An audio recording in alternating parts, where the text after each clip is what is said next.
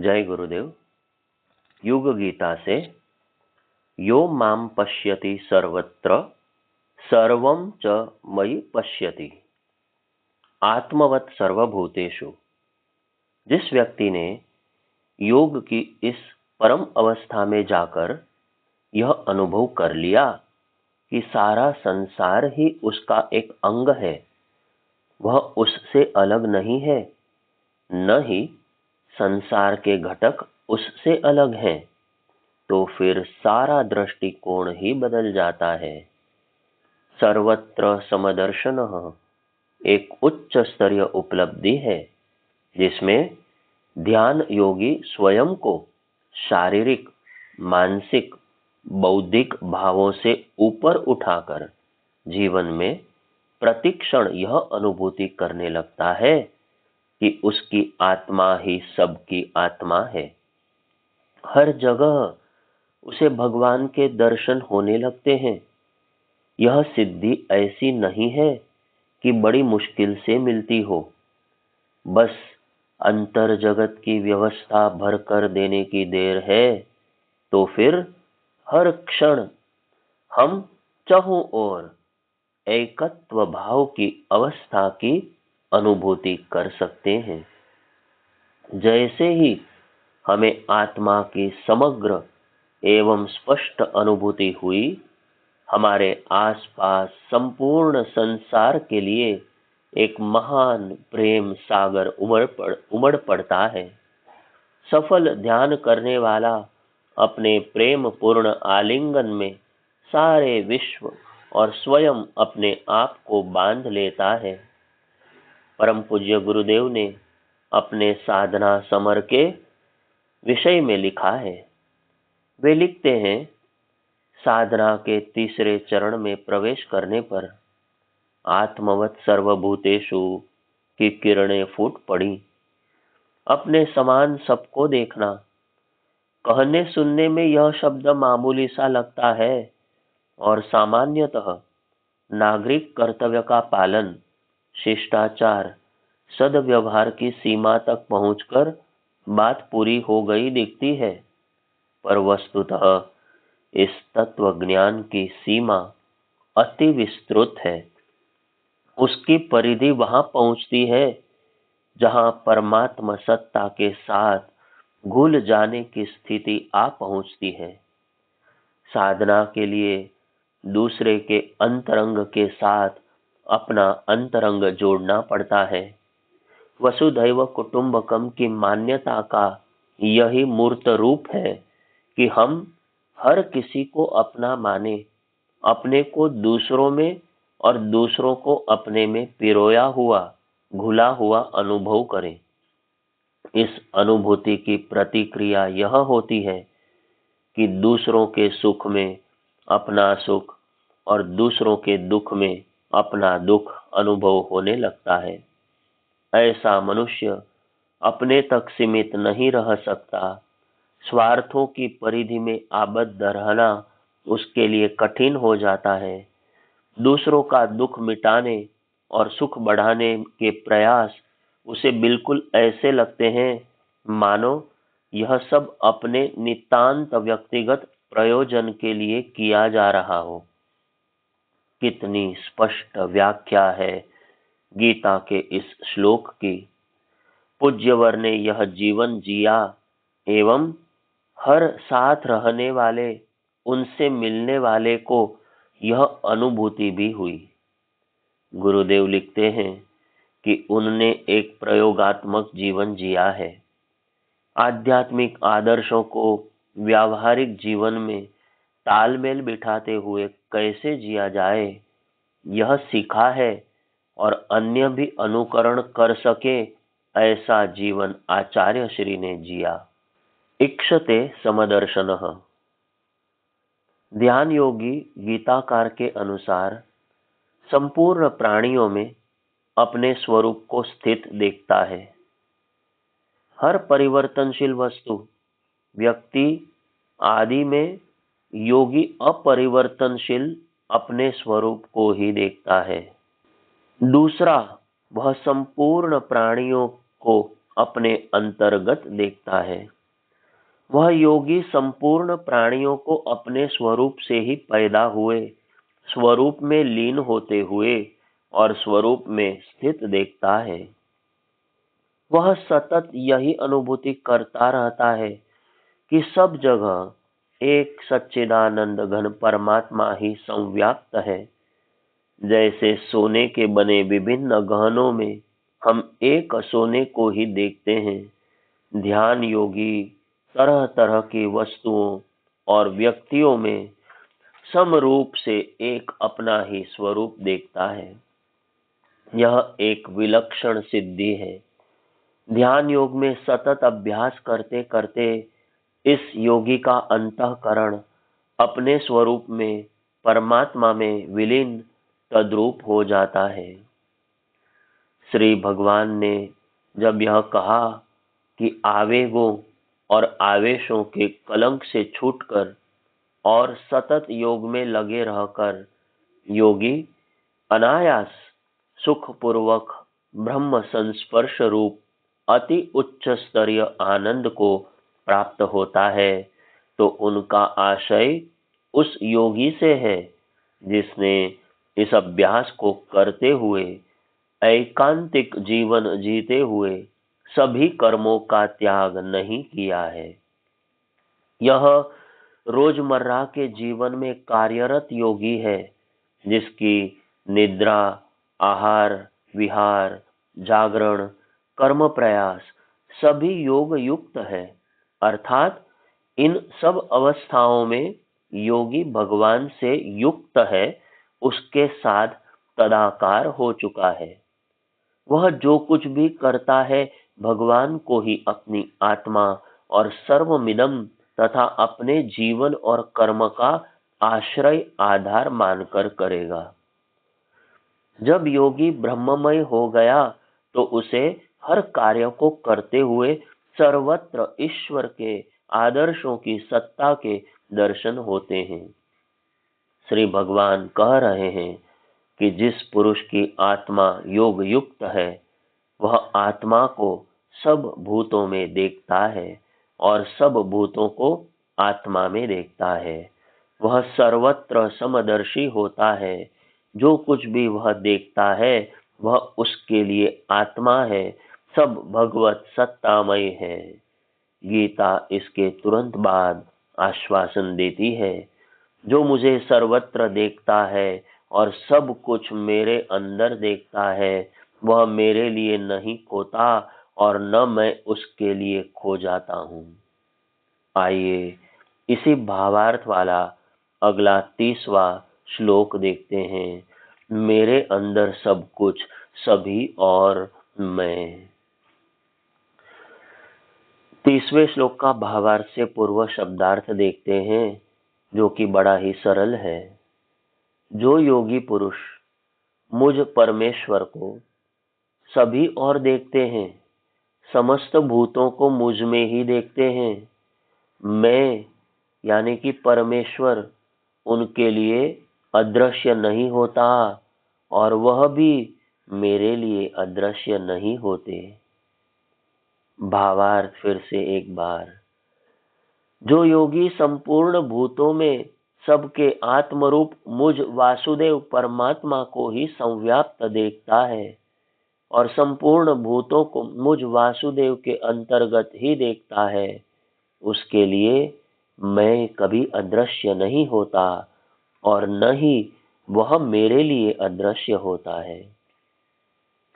यह एक प्रकार की ब्राह्मी स्थिति का वर्णन है, जिसमें एकात्मदर्शी योगी समस्त प्राणियों की आत्मा रूप आदर्शों का समुच्चय उस परमात्मा की उपासना को ही मुक्ति का सर्वश्रेष्ठ उपाय मानता है।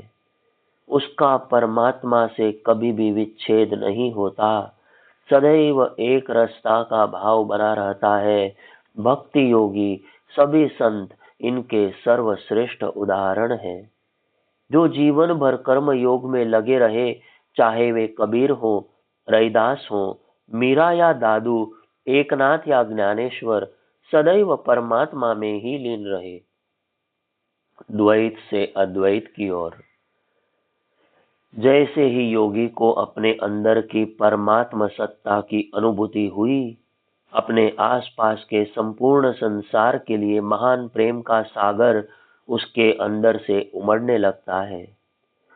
वह उस दिव्य सामंजस्य की अनुभूति करने लगता है जिसमें अब द्वैत नहीं रहा, अद्वैत स्थापित हो जाता है। साधक सविता एक, भक्त भगवान एक, एकत्व अद्वैत मिलन दोनों का यह हमारी गुरु सत्ता का ध्यान का निर्देश सार्थक होने लगता है। अपना अहम भूल गया, राग द्वेष से मुक्त हो गया, ऐसा साधक सार्वभौमिक दृष्टि पाकर दिव्य कर्मी बन जाता है, सच्चा ध्यान योगी बन जाता है। वह जब आत्मा को बाहर देखता है तो वह केवल सर्वव्यापी परमात्मा के ही दर्शन करता है एवं अहम द्वारा अनुभूति में आने वाला यह सारा संसार सिमटकर उसकी आत्मसत्ता अर्थात परम सत्ता में विलीन हो जाता है। एक अनंत विराट रूपी परमात्मा की उसे समग्र संपूर्ण अनुभूति होने लगती है। विकास का एक नया आयाम। श्री कृष्ण अति कुशल चिकित्सक व शिक्षक हैं। वे बार बार कुछ शब्दों को दोहरा देते हैं ताकि विगत चिंतन में कोई भ्रम रह गया हो तो वह दूर हो जाए। ऐसी ब्राह्मी स्थिति में पहुंचने के बाद योगी का जीवन के प्रति दृष्टिकोण आमूलचूल बदल जाता है। अब उसे दिव्य ब्रह्म के सिवाय और कुछ दिखाई नहीं देता।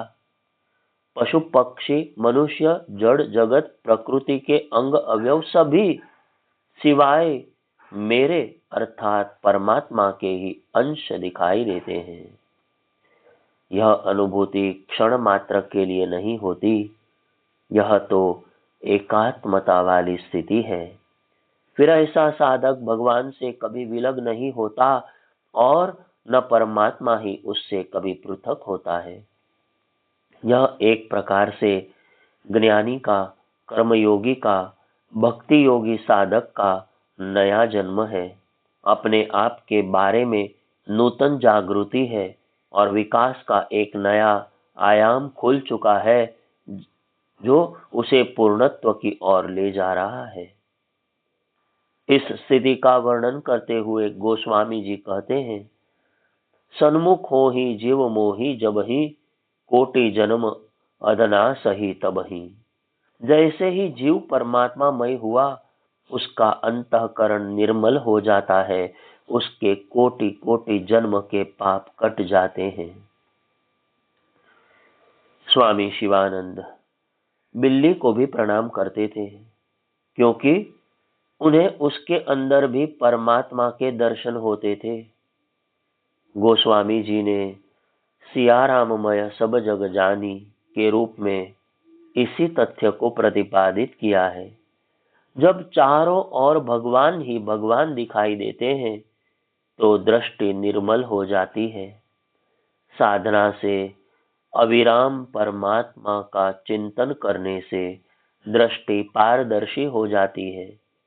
भगवान इस दृष्टि के केंद्र में है, इसीलिए उनके स्थान को शाश्वत धाम कहा गया है। वहां काल है ही नहीं, समय है ही नहीं, इसीलिए उन्हें महाकाल कहा गया है। पलक झपकते। श्री सुदर्शन सिंह चक्र का एक उपन्यास है, पलक झपकते। आपने आंख बंद की, पलक झपकाई, इसे पलक झपकते कहते हैं। वे लिखते हैं कि सृष्टि का निर्माण भगवान ने पलक झपकते किया है। गोलोक में श्री कृष्ण है, सभी सखा है, नृत्य चल रहा है। भगवान का सखा उनसे पूछता है कि कन्हाई यह सृष्टि कैसे चल रही है। भगवान कहते हैं कि पलक झपकते चल रही है। काल व देश साथ साथ चलता है। भगवान केंद्र में है, इसलिए समय व्यापता नहीं। हम सब परमात्मा में विलीन हो जाते हैं। हम चारों ओर इसी परमात्मा को सव्याप्त देखें तो हमारी दृष्टि निर्मल परिपक्व हो जाएगी। फिर वह अहम प्रेरित बुद्धि द्वारा नहीं, अंतःकरण के श्री कृष्ण द्वारा संचालित होगी। इस उपन्यास का आशय गीता के इन्हीं श्लोकों की व्याख्या से था। मनुष्य को सर्वत्र उन्हीं भगवान के दर्शन करने होंगे, भगवत रूप देखना होगा। इसी साक्षात्कार की स्थिति में निवास करना पड़ेगा और इसी भाव के साथ कर्म करना होगा। फिर परमात्मा उसमें अदृश्य कैसे हो सकते हैं? योग की यह परम फल की अवस्था है। कर्म योग की व्याख्या में भक्ति योग के समावेश का एक अद्भुत प्रयोग है। यह 30वां श्लोक, जिसमें वे एक अति विलक्षण उच्च स्तरीय आयामों तक पहुंचाने वाला आश्वासन देते हैं। जो मुझ वासुदेव को सर्वत्र देखता है, उसके लिए मैं कभी अदृश्य नहीं होता, न ही वह मेरे लिए अदृश्य होता है। विराट जगत के एकमात्र आधार। भगवान आगे 10वें अध्याय के 8वें श्लोक में इस रहस्य को खोलते भी हैं। अहम सर्वस्य भवो मत्तः सर्वम प्रवर्तते। मैं वासुदेव ही संपूर्ण जगत की उत्पत्ति का कारण हूं और मेरे कारण यह जगत चेष्टा करता है। जिस प्रकार आकाश बादलों के सभी अंशों में संव्याप्त है, इसी प्रकार परमेश्वर समस्त चराचर संसार में व्याप्त है। वे ही इस चराचर विश्व के एकमात्र आधार भी है। जिस प्रकार ब्रज की गोपियां अपनी आंखों से हमेशा सर्वत्र श्री कृष्ण का दर्शन करती थी, जैसे अर्जुन ने भगवान कृष्ण के दिव्य शरीर में, यशोदा ने बालक रूप श्री कृष्ण के मुख में और परम भक्त काकभूषुंडी ने भगवान श्री राम के उदर में समस्त विश्व को देखा था, वैसे ही हर दिव्य कर्मी भक्त को भगवान के किसी भी स्वरूप के अंतर्गत समस्त विश्व को देखना चाहिए। कई बार पाठक यह नहीं समझ पाते कि भगवान अपने भक्त के लिए अदृश्य नहीं होते और भक्त उनके लिए अदृश्य नहीं होता।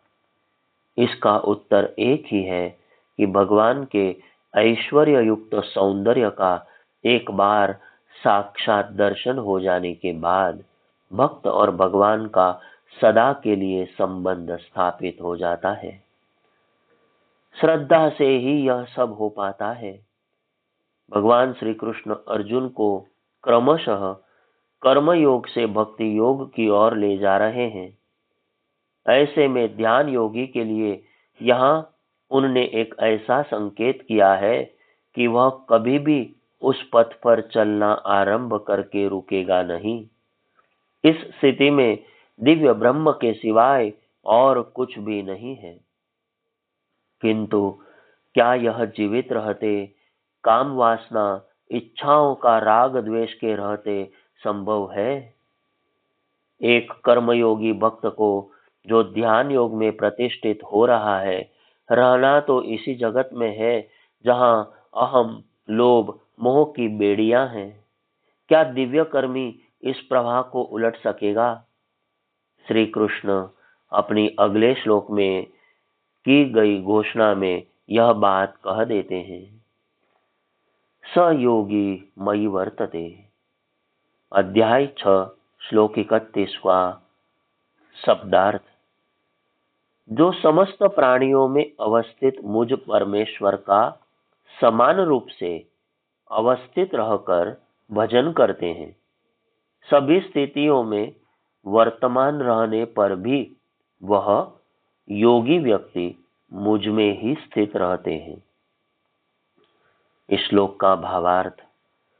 जो योगी जन एक ही भाव में स्थित होकर समस्त प्राणियों में अवस्थित मेरे स्वरूप की उपासना करते हैं, वह सभी प्रकार से बरतते हुए यानी कि व्यवहार करते हुए भी वर्तमान रहने पर भी मुझ में ही निवास करते हैं। एकत्व की प्राप्ति एक सिद्धि है। पूर्णतः जो समत्व को प्राप्त हो गया है वह विविधता में एकता का दर्शन कर सकता है। फिर वह आत्मरूप में स्थित सच्चिदानंद घन वासुदेव को ही सब कुछ मानकर उन्हीं की उपासना करता है। ऐसा व्यक्ति कभी काम दग्ध होकर शरीर रूप में, अहम से ग्रसित होकर मन के रूप में, दंभ पूर्वक तृष्णा भाव से बुद्धि रूप में कार्य नहीं करता।